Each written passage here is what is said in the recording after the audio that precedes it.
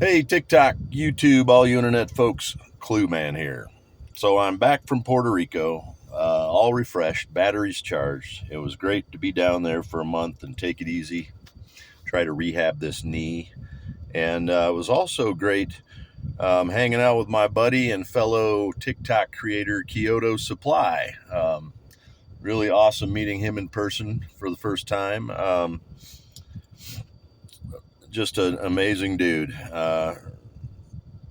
And getting back into things here, there's a couple of news stories that stand out to me that are a little concerning.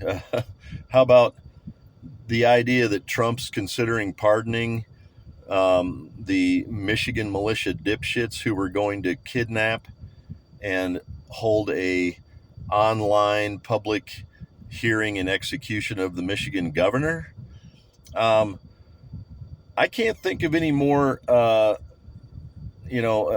average like Proud Boy dipshit that stormed the Capitol, they're terrorist enough. I mean, they're definitely a domestic terrorist. But anyone who would plot to kidnap, try, and execute a sitting governor of a state, I think takes the domestic terrorism to another level, right?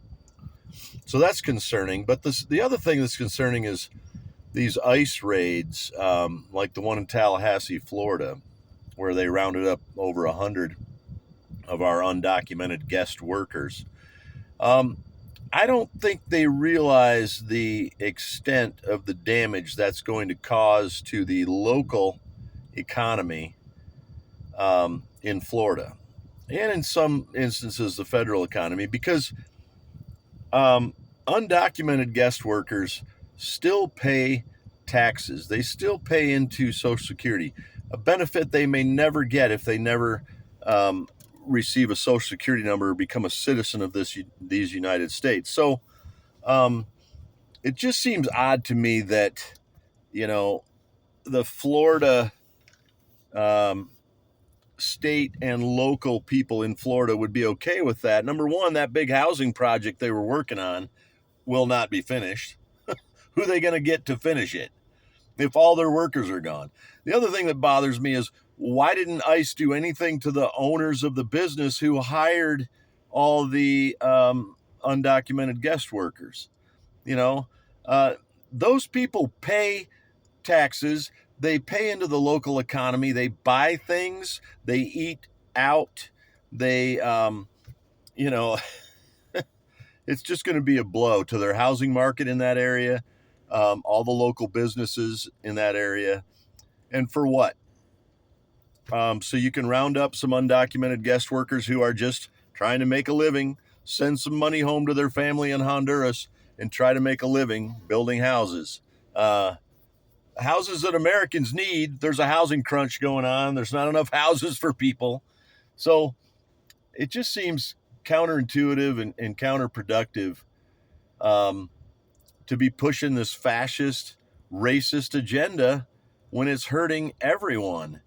And it literally is. And so I guess my advice for people, if you're an undocumented guest worker and you're watching this video, heighten your awareness to the people around you, to what's going on around you. When you come home at night, okay, wherever you're staying, your domicile, don't just go straight to your house.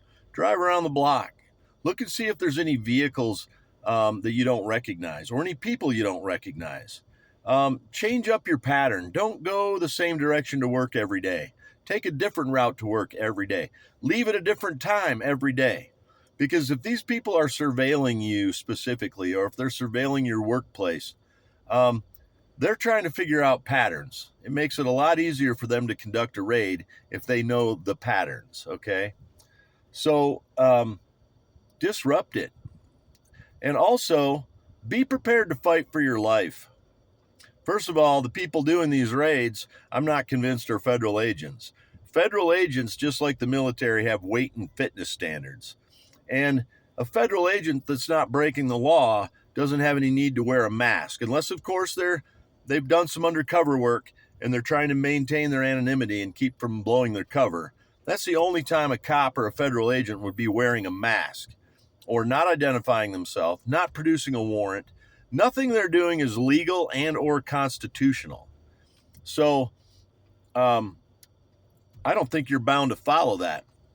And I personally, if they came for me, I would rather go to jail locally for assaulting them than and fighting for my life than to be rounded up peacefully, sent to a death camp in El Salvador. And that's exactly what these prisons are in El Salvador. Nobody comes out of there vertically.